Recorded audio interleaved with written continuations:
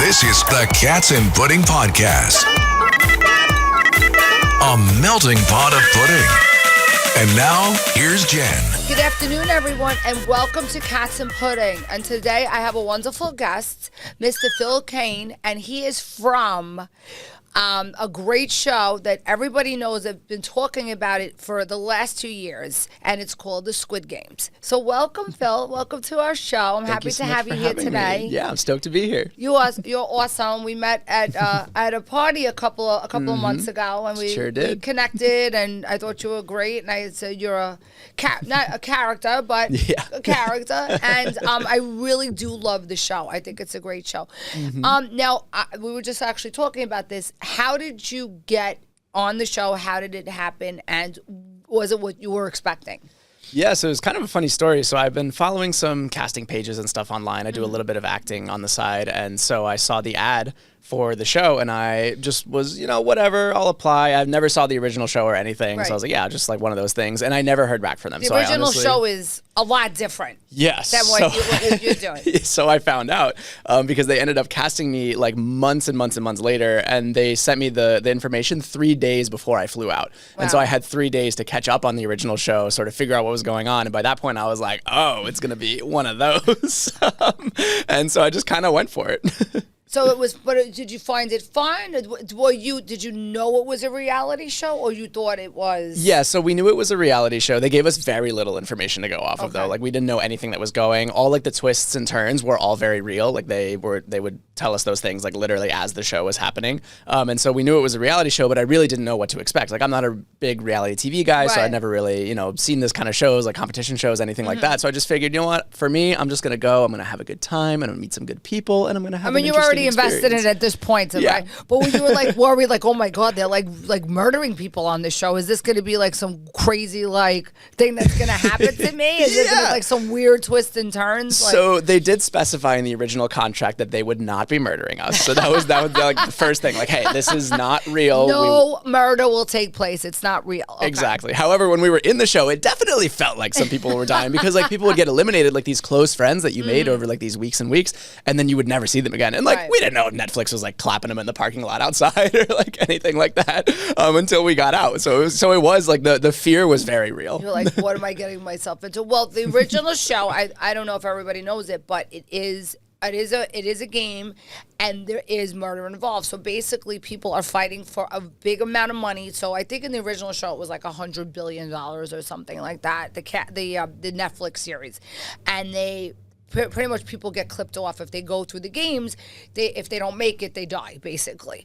So, and it's like some screwed up games that they have to play. So you guys had to play similar games where like the cutout cookie thing with the umbrella. Nobody wants the umbrella. Yeah. Stay away from the umbrella. Exactly. The circle's the easiest, right? To get it out.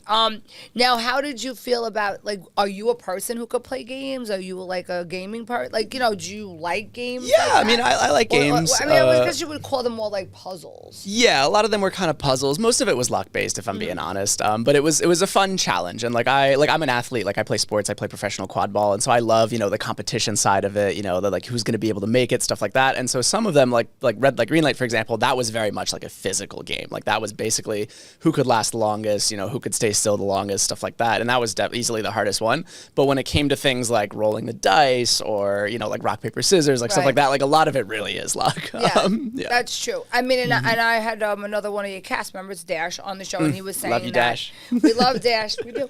That he said that the red light, green light was actually, from what you were watching on the show, it took so much longer, and you were really, and to stand still that long and to stand like in the position that you're stopped at is very taxing on the body. So yeah, no, it was tough. How many hours did it take? For that? I want to say it was something like 8 hours that we were playing. Wow. Yeah, it was 8 hours of like no bathroom breaks. It was so cold the entire time we were there.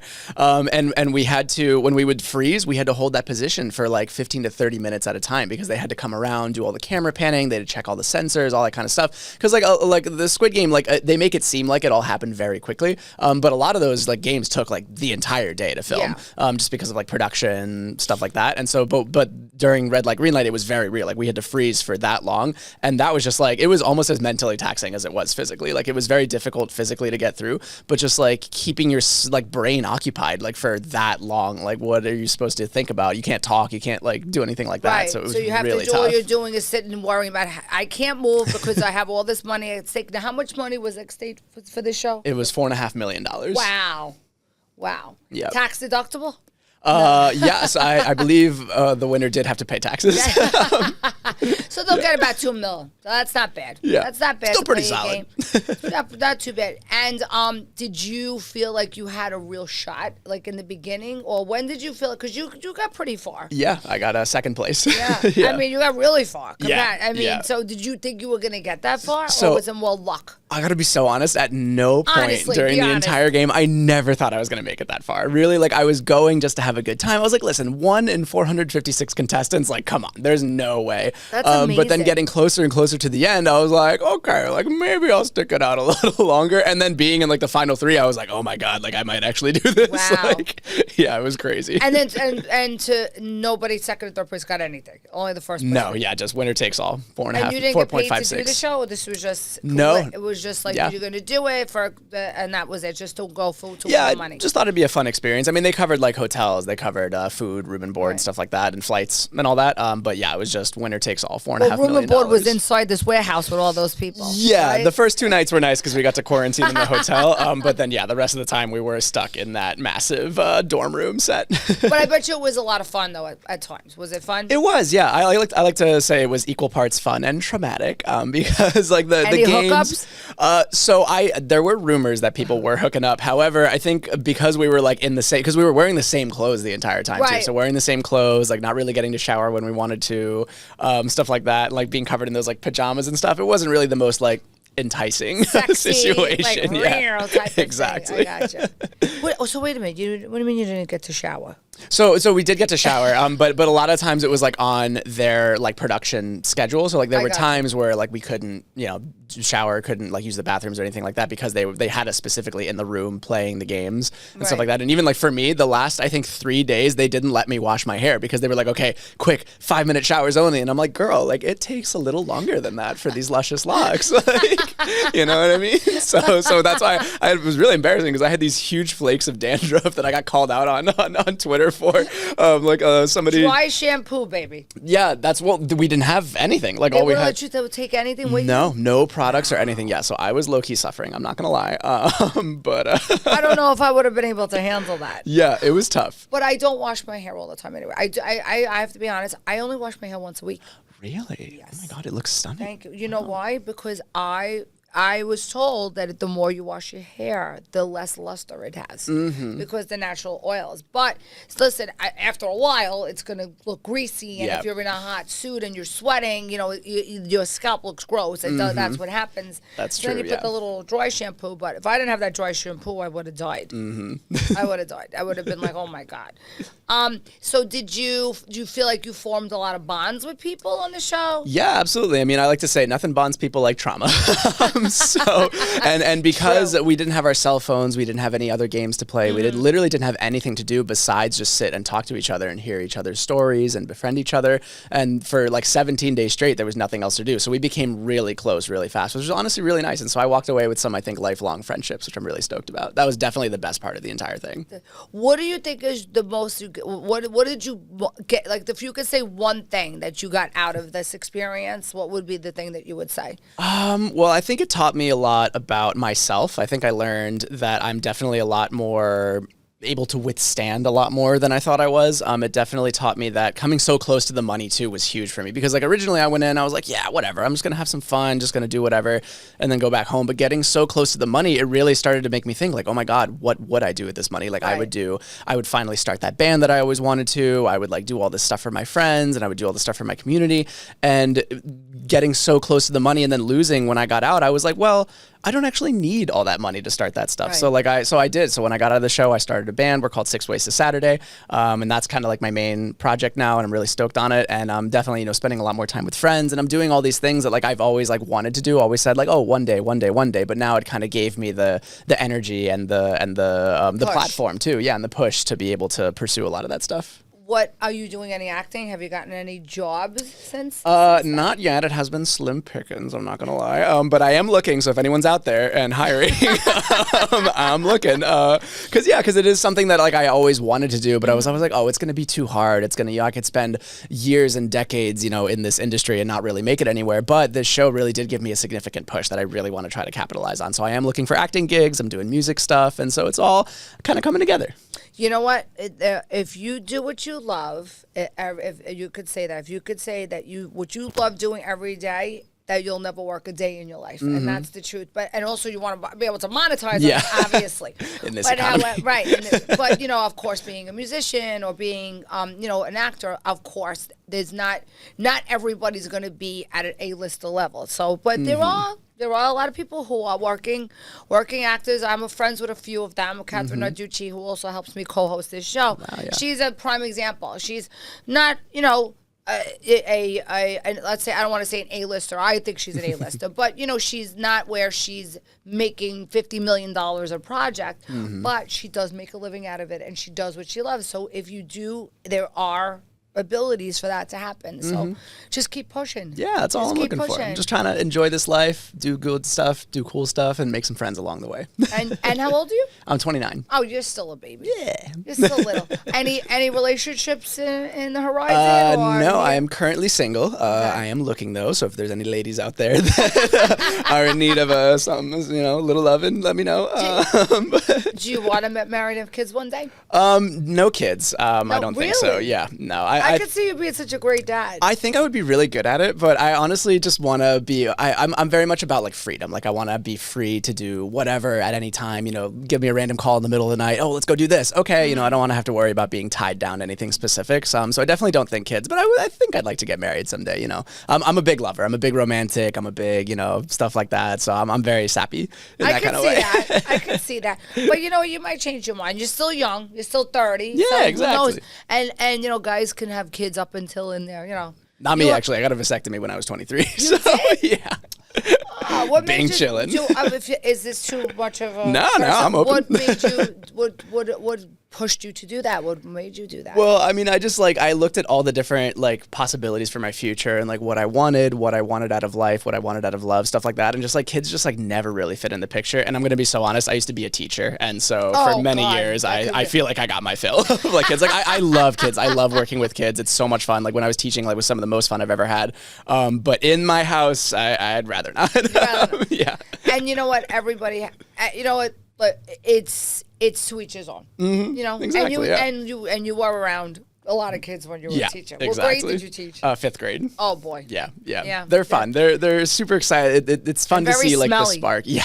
No, literally. Yeah, but they're a riot. They're a lot of fun. That's when the hormones start changing at that age. Exactly. That's where it goes. At the 5th, 6th, and 7th is when they're starting to all change. Yep. Do you miss it?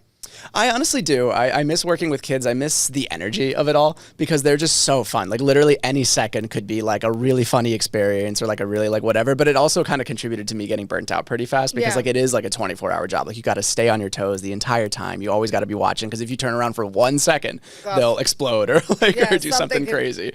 But I do miss the energy because they're just so much fun.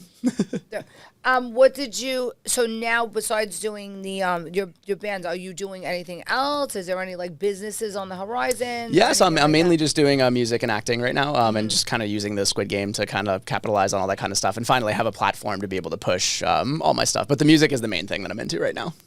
Are you playing anywhere?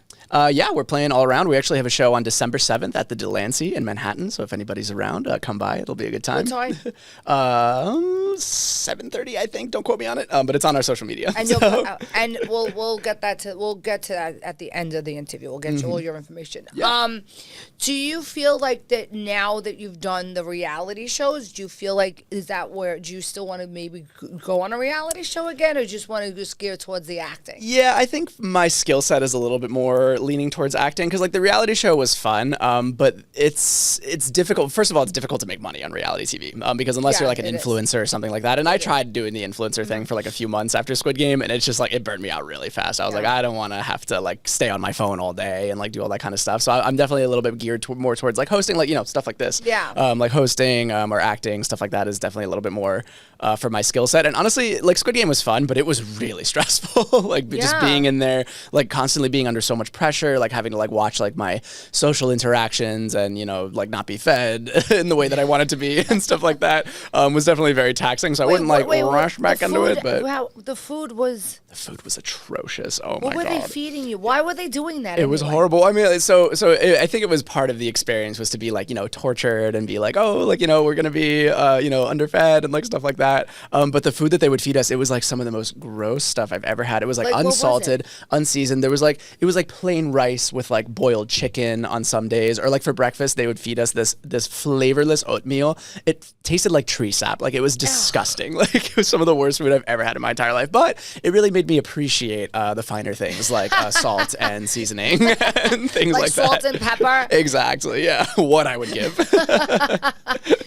And so it's funny because when you watch the Squid Games, when you watch it comparing it to the original show, they did whisper a lot of the things that went on. I mean, obviously not the murder, but it was. But I was expecting that when the second season came out, that's what I was expecting. I was expecting like to see what was going to happen now after that, and then it became this challenge, which was cool, which I thought was really cool. And I liked the concept of it. Now, this wasn't connected directly to the show though, right? They got the kind of the rights to use the name, the Squid Games. Yeah, it was kind of like a spinoff, I think, just to kind of buy the time before season 2 of the original show, which actually is premiering in December. Finally coming on.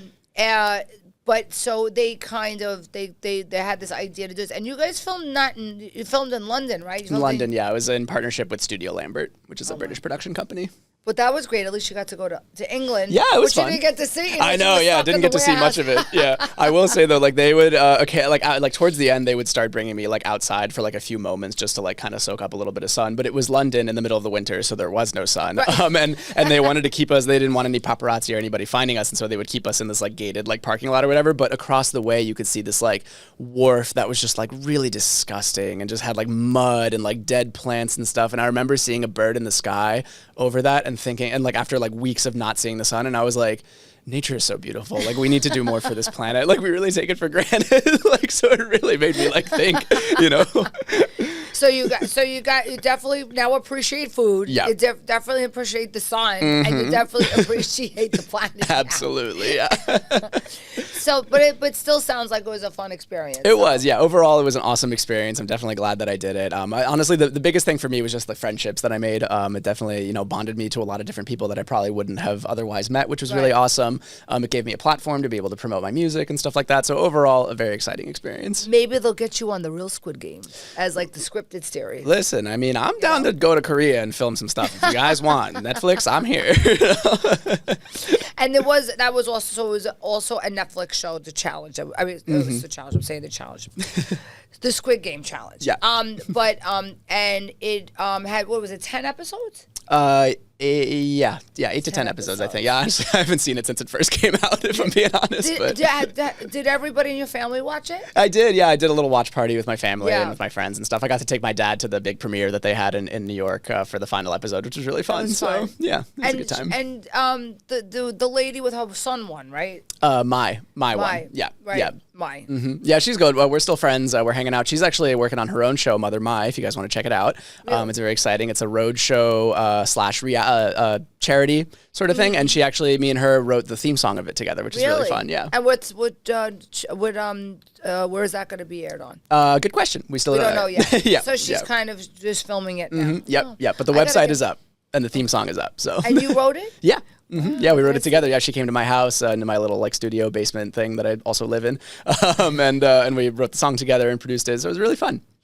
Aw, she's a nice lady. I only met her for a couple of minutes at the party in where we met. But I told her too, I'd like to get her on the show as well. Yeah, she's really fun. Yeah, she's a fun lady, right? Yeah. And she's close with her son. That's cute. That's Leanne was close with her son. That's Leanne. I'm sorry. Yeah. Yeah. That was Leanne. Yeah. Maya's got a big old family too. Her husband Jay is awesome. You know, she's got kids, so she's got the whole shebang. Well, I'm so glad she won. I mean, of anybody to lose to, that was the person for you to lose to. No, honestly, and that honestly made me feel better about the entire thing too, because like for the most part, like 99% of the people in there were so sweet, so genuine, so good, and so like looking around, I was like, I really think any of us could win in here, and I would be okay with it because I think everybody's going to do good by the money. I know for certain Maya's going to do good by the money, and so I'm not bitter about it in any way, for sure. There wasn't any assholes in there that you could say, because there was some drama. There was a little bit of drama. I will say though, I think like we were getting along so well that a lot of that drama they really had to like zhuzh up a little bit. Like for example, like Ashley on the bridge, like that was like so like that wasn't at all what they made it seem like on TV. Like we were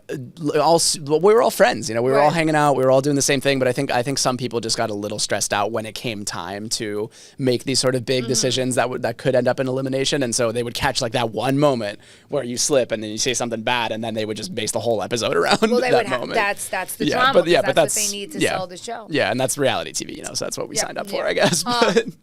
I know reality TV. I've been on a couple of shows. Yes, and there's a lot of it is scripted, a lot of it is impromptu, and a lot of it, they want the drama. That's what people are gonna watch. The drama. That's all it is. Yeah. But I just feel like lately that the reality shows are becoming too negative.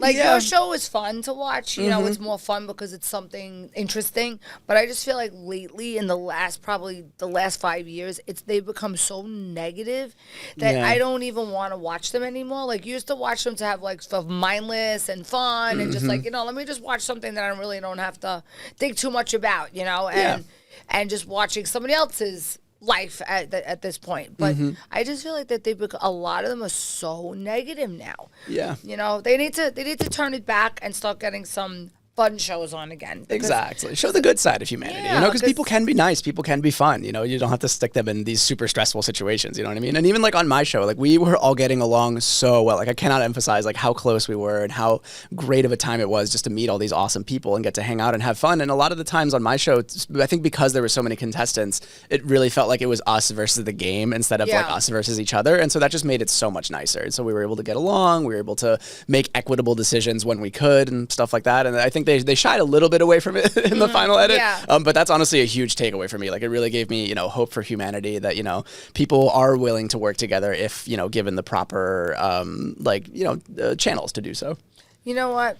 There are a lot of good people in this world. Just when you think you want to just, you want to turn your back on humanity, they surprise you. Exactly.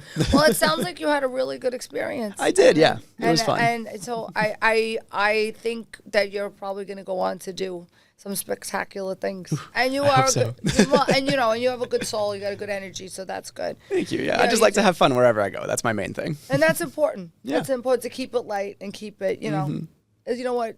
Any day above ground's a good day. Exactly. Right? And always appreciate it. Yeah. So let everybody know where to find you, Phill, on your social media and when your next gig is. Let everybody know. So my social medias are all at Avatar Phill. I'm a huge Avatar The Last Airbender fan. And my band is called 6 Ways to Saturday. We're also on every major social media. We're on Spotify, Apple Music. Check us out. We will be at the Delancey in Manhattan on December 7th. That's going to be our next big show, so stay tuned. It's going to be fun. And our new EP, So Much for Forever, is out now, so check us out.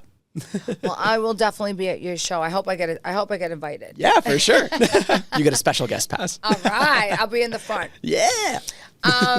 My fiance is a drummer too. So how exciting! Awesome. So, I used to go to a lot of bands, a lot of Fun, shows. Okay. Yeah, I still love that. I have to start doing that again. That's something that I still love to do. And now I'm gonna come to your show. Well, thank you so much for being on my show today. It was a great conversation, and I hope for you to come back again. Absolutely. To see how things are going for you. Totally. That'd be great. Thank you so much for having me. This is super fun. Thank you so much for coming on, and everybody, thank you for tuning into Cats and Pudding, and for an old school Italian cafe right in the heart of Ridgewood, I want to speak to you about Dolce Bean Cafe, our sponsor. So if you want a great espresso, cappuccino, lattes, and all things imported directly from Italy, paninis, pastries, gelato, come and see Dolce Bean Cafe right in the heart of Ridgewood, Queens. Opening October 1st.